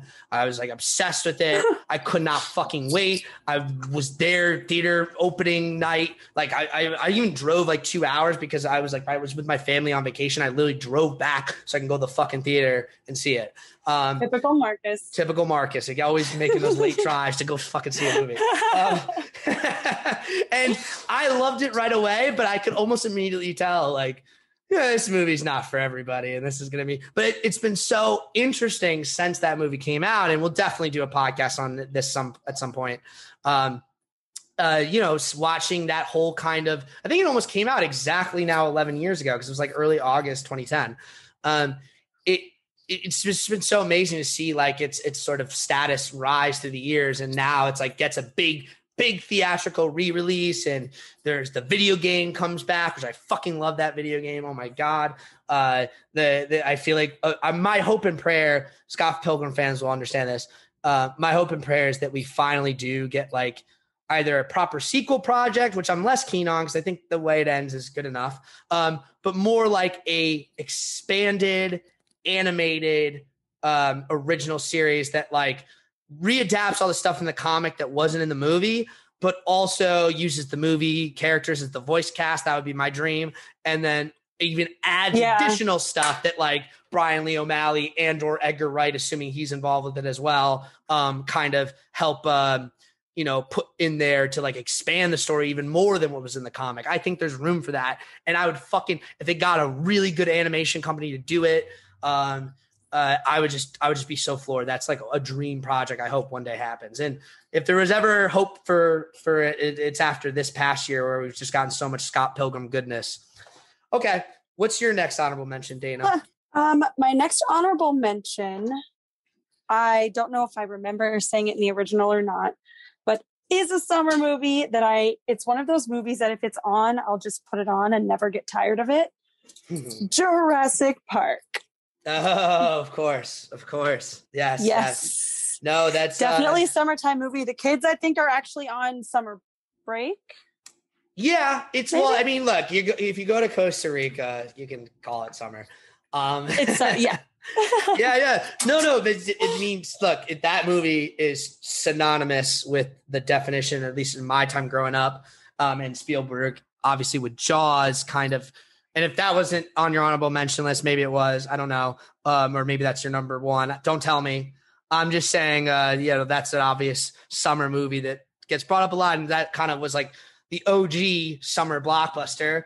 And Jurassic Park, while Spielberg had many, many hits along the way, E.T., etc., Raiders of the Lost Ark, Jurassic Park was kind of like the second coming of that. And it's pretty much stuck around ever since. Like, like now that's just like what people expect. I think it's everyone's favorite. It's not my favorite. I'll be honest. I'm not a Jurassic Park head. Like, and again, no shots to it. Come on. Deep respect. I don't know, man. I just like, and I love dinosaurs growing up. I just didn't like. It's hard to explain. Well, if we do a proper Jurassic Park episode, which maybe we should do. I love. Okay, the Goldblum to me is maybe the biggest case for Jurassic Park in my opinion. It's just like just Goldblum alone. But yeah, we'll talk about all that. We'll talk about the Wayne Knight. We'll talk about the all that stuff. Richard Attenborough, all that stuff. Okay, now let's. You have more honorable mentions. Yes, let's talk about the my next set of honorable mentions. I could even group this into 4 right here because these are all movies directed by Richard Linklater, who's, I guess it's like, well, why the hell are you gonna have 4 movies by this guy and not put any of them in your top 5? I was like, I don't know. He is a summer filmmaker in my opinion because these 4 mentions are Dazed and Confused, which takes place on the last day of a school year. And definitely a summer movie. Classic. Yeah, it's in some senses you could say it's spring or like I would whatever. We won't get into. I just think it's obviously worthy including, and it's got all that summer movie features of like coming of age and nostalgia and all these things, right? The spiritual follow-up to Dazed and Confused, which was one of his more recent movies, 2016's Everybody Wants Some, which technically is the opposite. It takes place at the end of a summer and the start of a college year.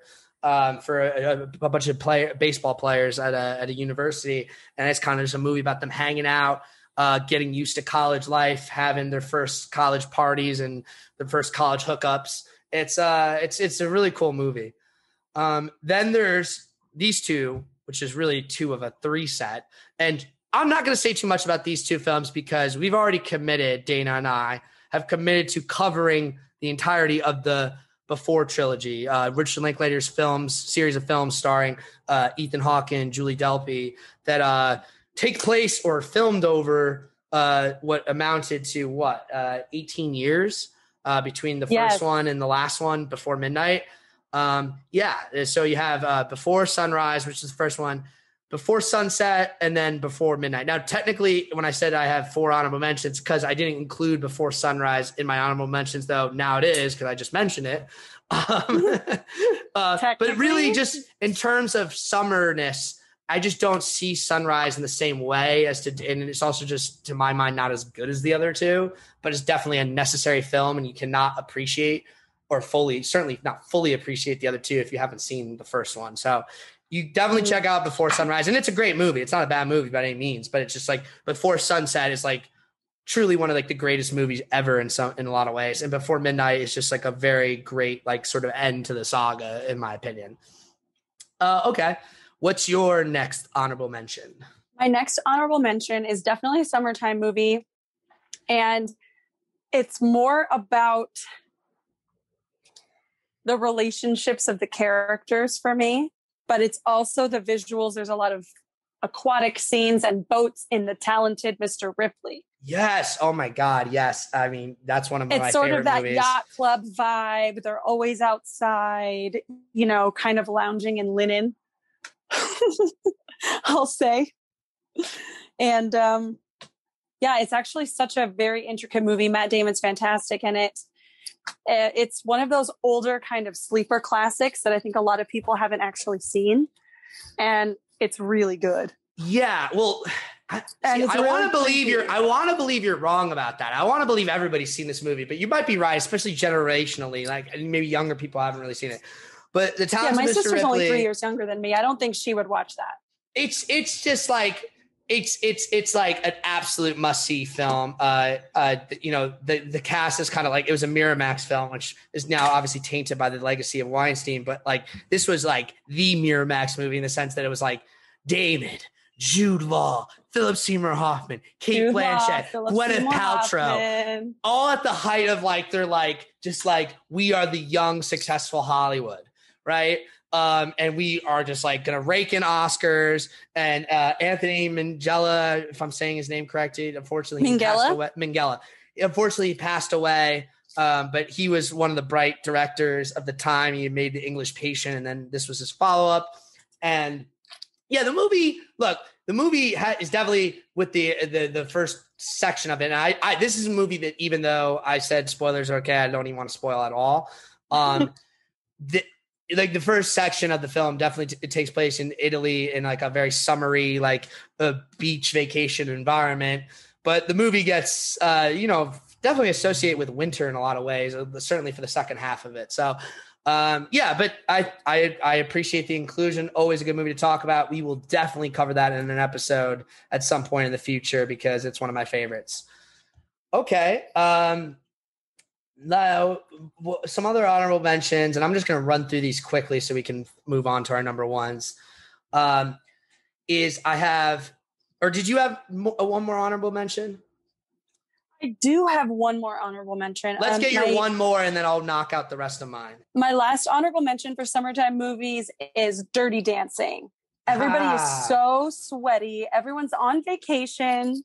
It's like a summer camp. Also, it checks all the boxes for summertime movie. Absolutely. And it's a classic.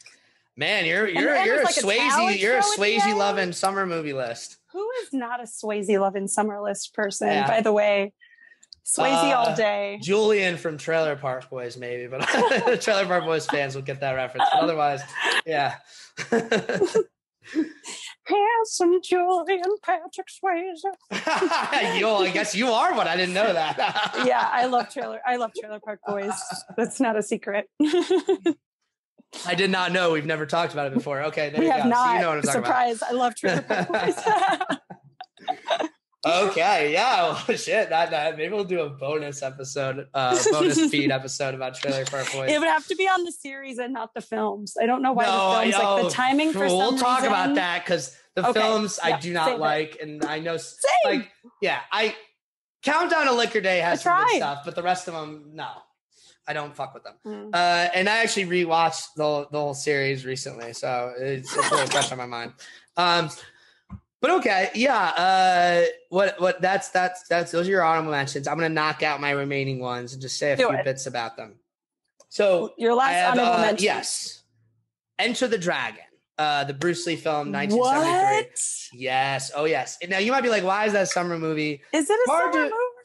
Well, Hong Kong's pretty humid. And Jinx, tropical-esque. We said humid. But I mean, Bruce Lee doesn't wear a shirt a lot. I don't know. The real reason it's on my summer list. Bruce Lee didn't wear a shirt in winter. True. I think Bruce Lee he just didn't have shirts. They get ripped. He has shirts, they just get ripped. In this movie, quite literally, like hard to keep them stocked. Yes, Han like shreds them with his claws. They rip a lot, yeah. Yeah. You want to talk, because I was about to explain like the reason it's a summer movie is a very personal reason, but like going back to even before I first saw this movie, my older cousin used to live with us at my house growing up, and his room was like how I got introduced to a million things, right? Because he was like a teenager and I was like 4 years old. And so he had a poster of Bruce Lee. I mean, his room was basically Dirk Diggler's room in Boogie Nights, which is very funny. I already said it. Boogie Nights is on my honorable mentions, but I'll talk a little bit more about that in a moment. He had the poster of Bruce Lee from Enter the Dragon after Han like cuts him. So like it'd be like these claw marks with blood running down him, and he's like, got his hands up like that. So I would just like be like, whoa, this is fucking crazy. This guy's getting cut up and he just looks tough as fuck. I was like in love with Bruce Lee before I ever even saw the film itself, or any of his movies. But yeah, it was like that poster was just the coolest thing. In a room that was covered head to toe with posters, that was my favorite and coolest one. But yeah, so Enter the Dragon. And then you studied martial arts, didn't you? I studied martial arts. There you go. But really, yeah, no, the Enter the Dragon, very simple. There was a summer, probably I was like 12, let's say, I think I was about 12 or 13 years old. I was 12 turning 13. You know why? Because the film came out in 1973, and this was the 20th anniversary of the film. So they were putting out a new Blu-ray. There you go. It was actually before Blu-ray, a new DVD. And there was a lot of Bruce Lee retrospectives happening at the time. And that's when I got really into Bruce Lee movies and started like becoming obsessed with them and reading all his books and just like became a Bruce Lee fanatic. So that just puts me in a time in my life. I remember we were at summer vacation. Me and my family were at a lake house, and I would just, even though we were supposed to be outside, I would just like honestly be in my room watching Bruce Lee DVDs on repeat. So I get it. It's also very hot outside. So yeah, well, it's nice to be inside watching movies during the day sometimes. Yeah. Okay. Another movie came out in the summer, big summer energy for me personally, because this was just a time in my life that I just really remember fondly. In fact, this recent year when it was my birthday and I realized, oh my God, it's been like 12 years later or something like that. I was like, that's crazy. But Step Brothers, which is one of my absolute favorite movies. The Catalina Wine Mixer. The Catalina Wine Mixer. And we are going to cover Step Brothers in a very interesting way on this pod at some point in the near future. You want to go in deep on Step Brothers? I want to go in deep on Step Brothers because I have a theory about Step Brothers that's going to blow people's fucking minds. Why am I not surprised that you have theories about Step Brothers? Oh, yeah. Step Brothers is about something very interesting that people don't realize. I will explain. I will take a deep dive into Step Brothers with you. Deep dive into fucking fancy sauce. I like it. Oh my God, that's hard. So every line in Step Brothers. That's what it's just gonna turn into. Just ketchup and mayonnaise mixed together, Mark. Yeah, it's like, yeah, I know, but it's fancy sauce. I know. It's mine. Fancy sauce. Yeah. Okay. Another honorable mention is, and this is an absolute summer movie through and through, but it's not one that's as well seen today. And I feel I bemoan that because it's kind of a great film, low key great film, or at least a very good movie. It's not like a masterpiece or anything, but Adventureland, which is a film that came out 2009. I'm not stars. Yes, I remember telling you about this before, and you weren't familiar with it, so I'll reinform you. It's a film stars Jesse Eisenberg and Kristen Stewart and Ryan Reynolds. Martin Starr is also in it. And it's from Greg Mottola, who had directed Superbad and made The Day Trippers. Really good independent film from the mid-90s, if you haven't seen that. But yeah, Adventureland is like an original story he wrote and directed, and one of the few times that ever got made by a studio, because after the success of Superbad, they're like, shit, we'll do it. And it's very much, I don't think it's even trying to be a quote throwback. It just happens to be, even though it's a period movie. Sounds contradictory, but what I mean is the film really is like a summer movie from another era, even though it's very much grounded in the stars of the era it was made in, and is a period piece to that era that it's kind of a homage. That sounds all contradictory, but the point is, it takes place in the late 80s. Jesse Eisenberg plays a college grad who has no money. And so he's like, his parents are like, we're not giving you money. So he works a summer job at an amusement park called Adventureland. Oh yeah, Kristen Wiig is also in it, and so is Bill Hader. I forgot they like Kristen Wiig. Yes. Oh yes, the best, the goats. Not a big part, but she's very funny as like one of the co-owners or co-runners of this Adventureland place.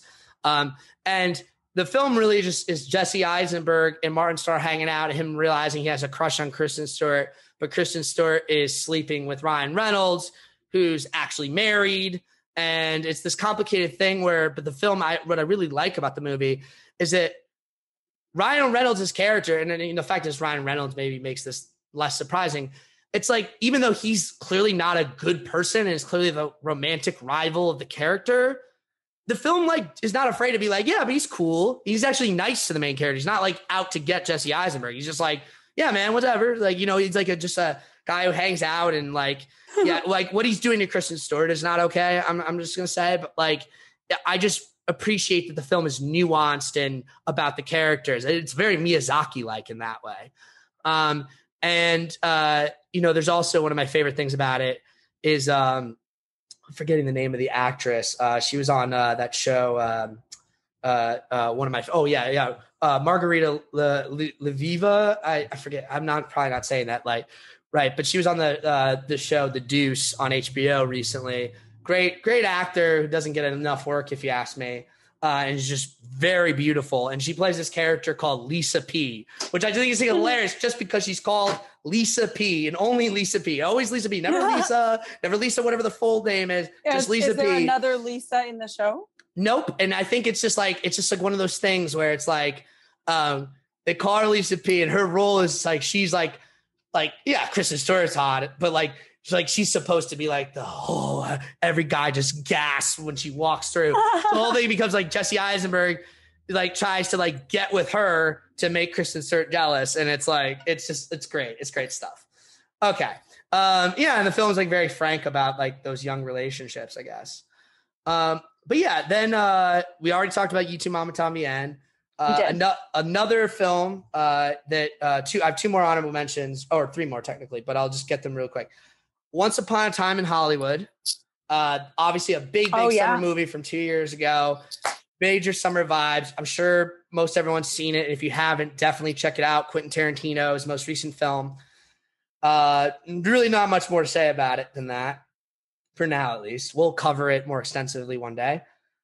Another film we're going to cover more extensively one day that I really wish could have made it in the top 5 but didn't quite is the 2016 film by Andrea Arnold, one of my favorite directors, and that's American Honey, which is not a super well-known, well-seen film. It's known for being too long to some people. Shia LaBeouf. Yeah, Shia LaBeouf and Sasha Lane. Sasha Lane, who, actually was on Loki as not the one you see more, but one of those Hunter Time Stop or whatever TVA people with the batons, the one who first gets kidnapped and first has her memories restored by Sylvie. You remember the girl I'm talking about with the dreads, young looking girl. Oh yeah. Yeah. That's Sasha Lane, and she was discovered for American Honey. Like she was literally just a regular girl, never acted before, hanging out on a beach when Andrea Arnold, who was scouring America to find the right person to be in this movie, found her. Really, she was in crazy. A Netflix series with Rainn Wilson. Yeah, I know what you're talking about, and I forget the name of it. It's really cool. They've only done it Utopia? Is that what it is? I think that might be. No, it's not Utopia. Is it Utopia? No, it's not Utopia. But it's about kids and like drugs and this kind of post-apocalyptic society that we're heading towards with viruses. So it's really interesting, kind of on the nose with us being in a pandemic, which is kind of crazy. Interesting. It's a really good show, and I hope that they do another season. Amazon, if you're listening, give me another season. Okay. You sure it's not called Utopia? I could have sworn that's what you're talking about. Is it? Let me look it up. I just remember that was something recent that I'm pretty sure Rainn Wilson was in, and maybe she was in. But yeah, either way. The movie was Shia LaBeouf, Riley Keough, who, this film would be a great pairing, and maybe this is how we'll talk about it. A film I actually saw earlier this summer, which is now a summer movie for me, but I made this list technically before I saw it. So here's an additional honorable mention. You're right. It is called Utopia. Yes. No, right. Yeah, good. My additional summer honorable mention is a movie that I imagine might still be in theaters, or maybe The Green Knight pushed it out, but is Zola. That film also has Riley Keough in it as a stripper. And Zola is a really interesting true story based off a series of tweets from a couple of years ago. And if you're into A24 Florida subgenre films, which there's quite a few of now, and American Honey is vaguely one of them because it's an A24 movie and a lot of the characters are from Florida, even though I don't think technically they go there at any point. it's a part of that sort of burgeoning subgenre of A24 films set in Florida, which kind of dissect and depict Floridian American culture, which is a very unique culture with a lot of cultural relevancy, I guess, right now. So American Honey, absolutely incredible film. Andrea Arnold, love her work. I'm fucking still livid about what happened to her on the second season of Big Little Lies, which was trash. And, Fish Tank, an earlier film she directed, is one of my favorite movies. So I definitely want to talk more about American Honey and Fish Tank and her work in general. So look forward to more on that in the future from Cinphomaniac. Now, last honorable mention, I already did mention it, is Boogie Nights, which Boogie Nights is one of my favorite movies of all time. It's a Paul Thomas Anderson, kind of enough said. Very, it's not explicitly a summer movie. Big parts of it take place during the winter, but obviously the beginning of it, the pool parties, just the general vibe of the San Fernando Valley and how hot it is there.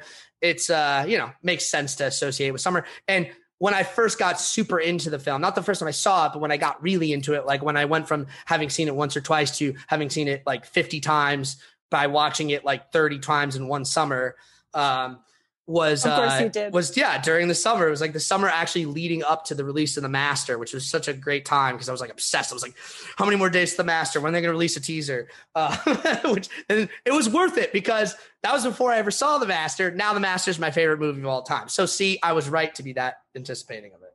But yeah, I just got super into Boogie Nights and just watched it like literally every day. All right. Now we are ready at long last to do our final number one picks each. Dana, I am going to let you go first. What is your number one Summer Jam film?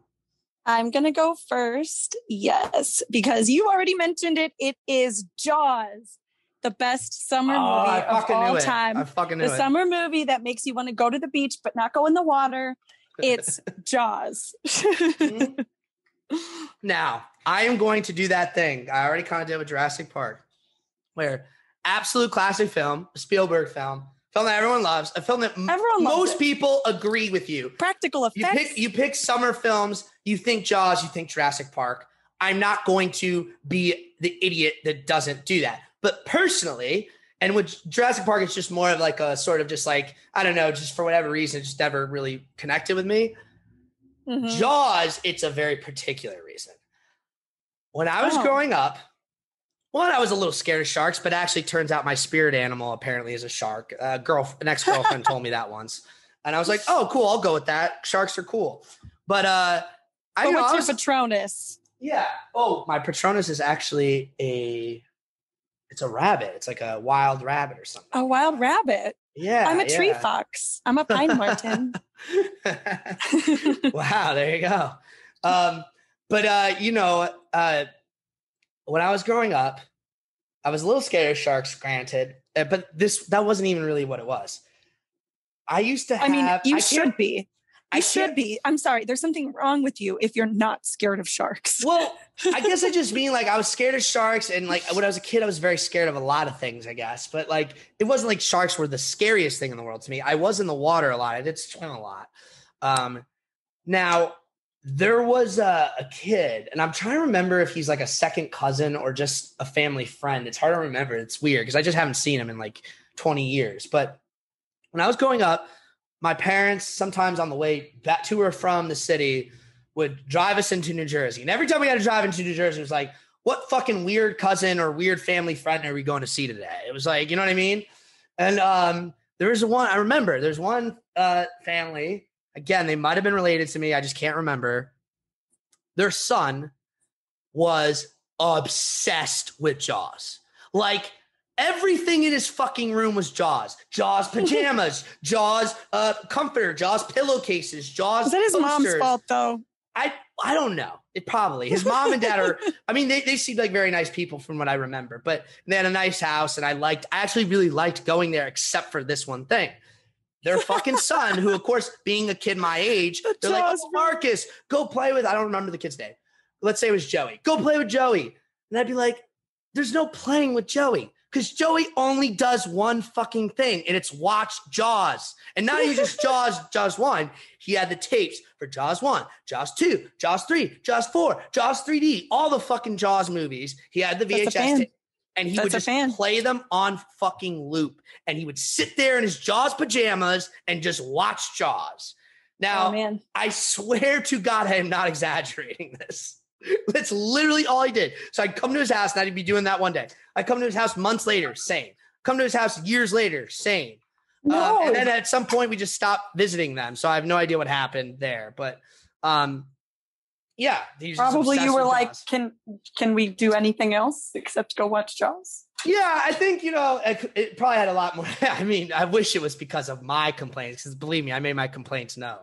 But it was just, I think it was probably more to do with like maybe my mom and I'm picturing baby Marcus, parents, mother. I need more variety in my movie consumption, and Jaws is not helping.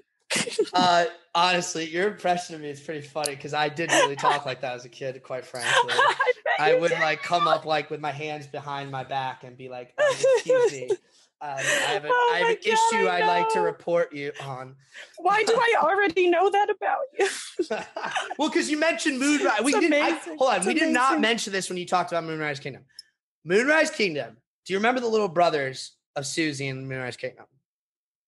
Yeah. The oldest little brother is a kid named Lionel, and he sits in his bathrobe, and he's like, "You're ruining this family." Yeah, okay? That's me. He asked my sister that was her whole joke, and I actually literally used that picture of that kid as my icon on my computer.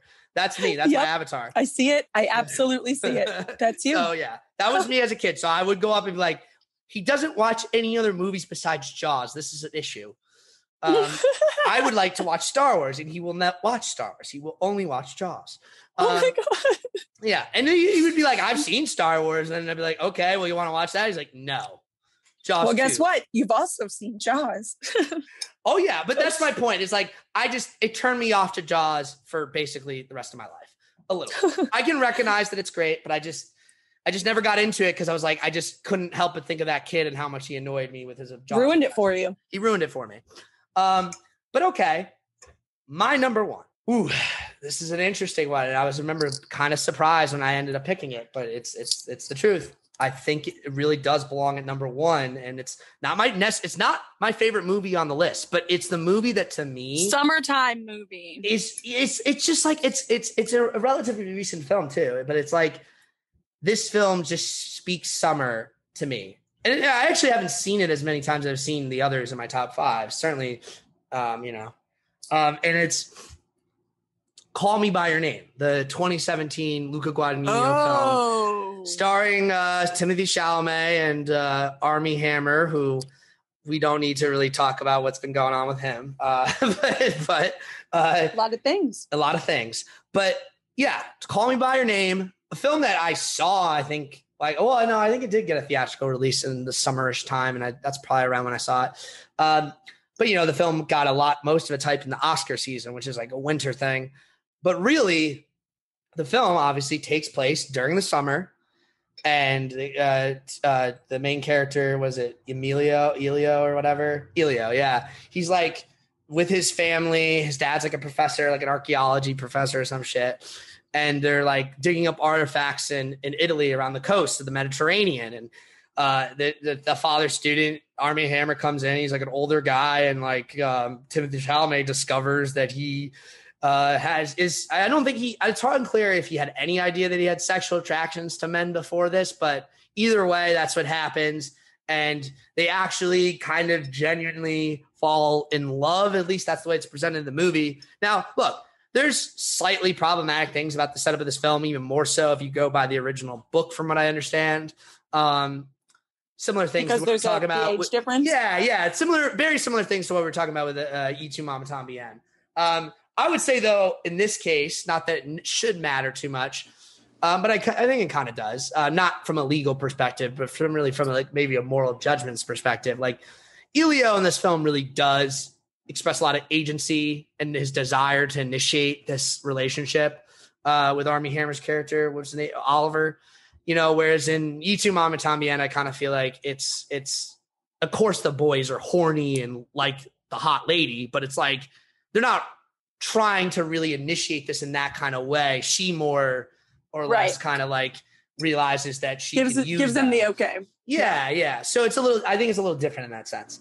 And the fact that there's two of them, and, you know, but yeah, no, I just, you know, I'm not a big love story guy, as you know. And so it's not necessarily the love story aspect, which is what most people think of with this movie, or the tragedy of the love story, or you know, I have a tremendous amount of respect and appreciation for, you know, the LGBTQ community and the aspects that this movie has for that. But again, that's not necessarily my interest in it either. My interest in this movie, and certainly why it's on my summer list and why I love it, is it's the fucking strikingly beautiful and chill vibe of it, which again, I look at what Luca Guadagnino did with this film. And also, you know, he had an HBO limited series that came out last year, We Are What We Are, that has some similar themes. I actually never finished it. It kind of peaked to me after like the fourth episode, and I was kind of like, I don't know if I need any more, but the fourth episode was incredible. And it's like this thing that he does that actually reminds me so much of Miyazaki's work in Studio Ghibli. Of the season? Yeah, the like way just visually, right? The emphasis on the blue skies and the blue water, and also the fact that look, the film takes place in essentially the same place as Porco Rosso, so you're getting a lot of this beauty and this atmosphere. And you know, I definitely am very partial to the 1980s settings and fashions, and just how that plays into the vibe and the color palettes, and this film shot on film, and it just has a just truly transporting beauty film on film to is it. so lovely. Yeah. So the film is just, I mean, yeah, people would say it's beautiful for the love story, and I totally appreciate that. But By Rogue River, feel my feet above the ground. Hand of God, deliver me. Oh, is me. The first time that you touched me. Oh, will wonders ever cease? Blessed be the mystery of love.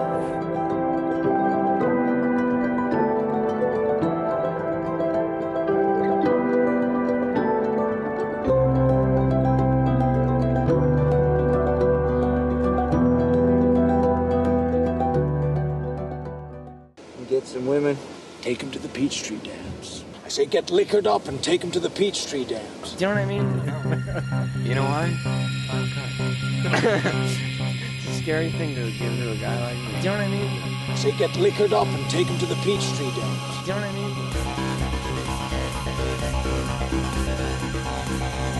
I say get liquored up and take them to the Peachtree Dams.